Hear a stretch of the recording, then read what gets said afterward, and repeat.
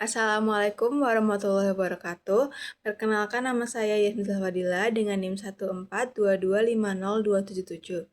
Di sini saya akan mempresentasikan tentang laporan kewirausahaan Nyamspace. Sebelum masuk ke analisis, saya akan menjelaskan terlebih dahulu gambaran bisnis Nyamspace. Nyamspace merupakan usaha kuliner yang mengangkat jajanan tradisional menjadi produk yang lebih modern. Produk utama kami adalah risol dengan berbagai varian rasa dan es kelapa muda sebagai minuman pendamping. Latar belakang munculnya ide bisnis ini berawal dari banyaknya jajanan di sekitar kampus yang kurang memperhatikan kualitas, kebersihan, dan penyajian. Karena itu, kami menawarkan risol yang digoreng saat dipesan sehingga tetap hangat dan renyah, dipadukan dengan es kelapa muda murni tanpa pemanis buatan.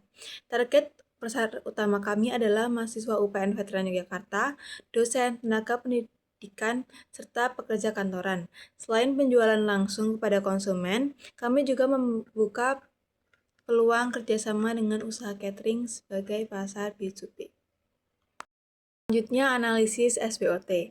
Dari sisi kekuatannya, Nyamspace menawarkan kombinasi risol dan es kelapa muda yang saling melengkapi. Memiliki varian rasa yang beragam, menggunakan bahan berkualitas sehingga menerapkan sistem frozen to fry sehingga kualitas produk lebih konsisten. Untuk kelemahannya, bisnis ini masih bergantung pada supplier sehingga kontrol terhadap bahan baku cukup terbatas. Selain itu, margin keuntungan juga relatif kecil karena produk ini tidak diproduksi sendiri. Dari sisi peluang, produk kami mengikuti tren makanan tradisional yang dimodifikasi menjadi lebih modern, memiliki peluang untuk dijual secara online, dijadikan produk frozen maupun bekerja sama dengan usaha catering.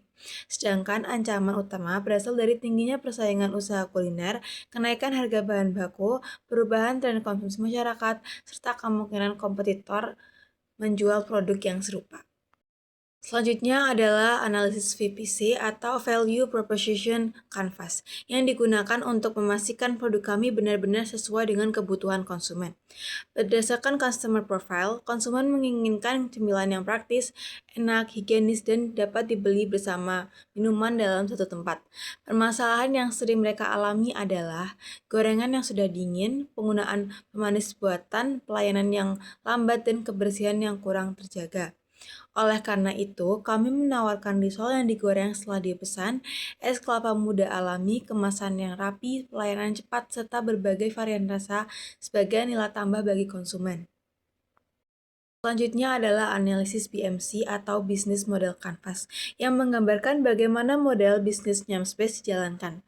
Customer segment kami adalah mahasiswa, pekerja kantoran, ibu rumah tangga, serta usaha catering. Hubungan dengan pelanggan dibangun melalui pelayanan yang ramah, promo bundling, dan media sosial. Penjualan dilakukan melalui booth expo dan pemesanan WhatsApp. Nilai utama yang kami tawarkan adalah makanan tradisional dengan kualitas premium, praktis, dan higienis. Aktivitas utama kami berfokus pada pelayanan penggorengan produk, pemasaran, dan quality control. Sumber daya utama meliputi peralatan, bahan baku, lokasi strategis, dan identitas merek. Kemitraan utama berasal dari supplier risol, supplier kelapa muda, supplier kemasan, serta influencer lokal. Pendapatan berasal dari penjualan produk satuan, paket bundling, produk frozen, dan peluang kerja sama dengan catering. Untuk realisasi operasional, pada tahap realisasi operasional, seluruh kegiatan dilaksanakan di Expo Kewirausahaan UPN Veteran Yogyakarta yang bertempat di lapangan softball. Kami menggunakan konsep reseller sehingga proses produksi utama dilakukan oleh supplier. Tim kami berfokus pada penyajian, penggorengan, pelayanan pelanggan, pemasaran, serta pengelolaan stok. Sebelum expo, kami melakukan survei supplier, menentukan menu, menghitung HPP, menyiapkan booth, menjalankan promosi media sosial, melakukan quality control, melayani pelanggan, hingga melakukan evaluasi penjualan setiap akhir kegiatan.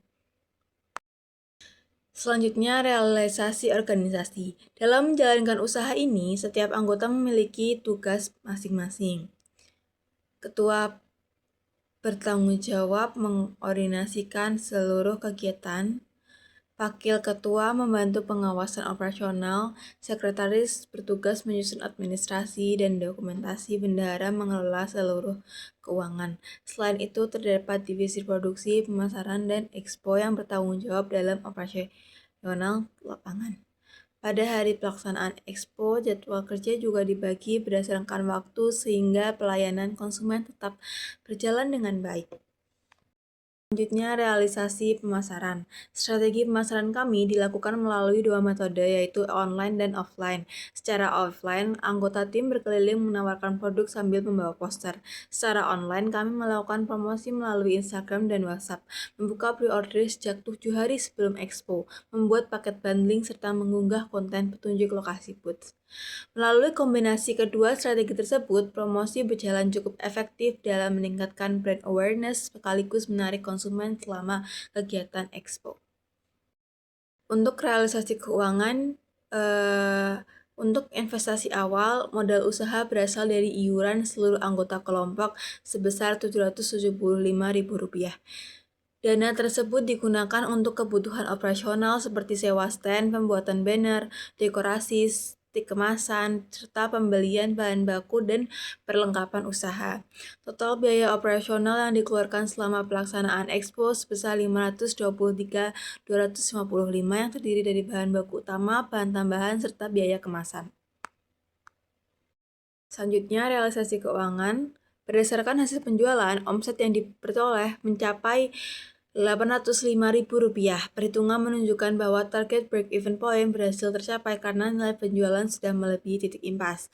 Namun, setelah diperhitungkan potongan penjualan dan seluruh beban operasional, usaha masih mengalami rugi bersih sebesar Rp16.028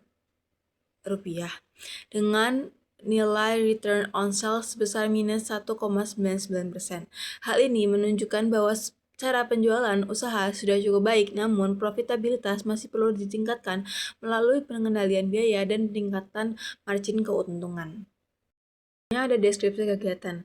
Pada tahap ini, persiapan kami melakukan weekly control yang dimulai dari pembentukan identitas merek, pencarian supplier, survei kompetitor, penyusunan strategi pemasaran, hingga persiapan booth. Saat hari pelaksanaan, seluruh anggota datang pagi untuk mendekorasi stand, mengambil stok produk, melakukan briefing, melayani konsumen, hingga melakukan evaluasi dan pembersihan area setelah expo selesai.